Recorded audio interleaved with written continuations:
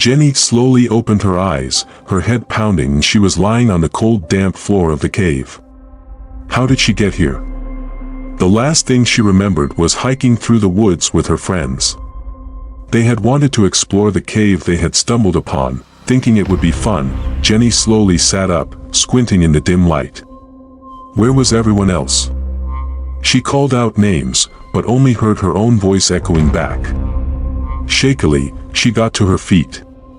She must have hit her head when she fell. As she looked around, she saw the cave stretched deep into darkness. She fished her phone out of her pocket.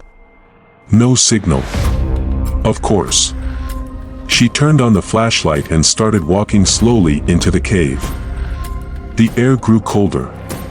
Her footsteps splashed in small puddles. She thought she heard whispers and turned around sharply, but there was no one there. Just shadows flickering on the walls. She walked faster. Where was the exit? How long had she been unconscious? Jenny called out again and again, her friends' names bouncing off the walls mockingly. She strained her ears for any response. Only the steady drip of water answered her. Her breath came faster. She started to run, stumbling over loose rocks, her flashlight beam darting wildly. The cave seemed to grow narrower, more claustrophobic. Suddenly, she slammed into something solid. She looked up and gasped. A heavy stone door sealed off the passage. Strange symbols were carved into it. Jenny pounded against it desperately, trying to push it open. It wouldn't budge. Frantically, she felt along the edges, but could find no latch, no handle. She was trapped. She sank to the cold floor, tears stinging her eyes. She imagined her friends searching for her, never finding the hidden cave entrance. Jenny took a deep breath. She had to keep trying. She felt along the walls, looking for any other way out. Gathering her courage, she continued into the darkness, determined not to give up. There had to be a way out. Her friends needed her. She just prayed she could find it before whatever sinister force dwelt in this cave found her first. Jenny kept one hand on the cave wall as she walked, stumbling blindly in the dark. It felt like she had been down here for hours, but it was impossible to tell.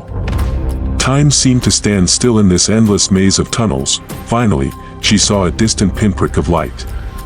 Heart pounding, Jenny moved toward it. The light grew larger and brighter. She started to run, her boots splashing through puddles. As she got closer, she could see it was sunlight. The cave exit. She laughed with relief. She was almost out of this nightmare.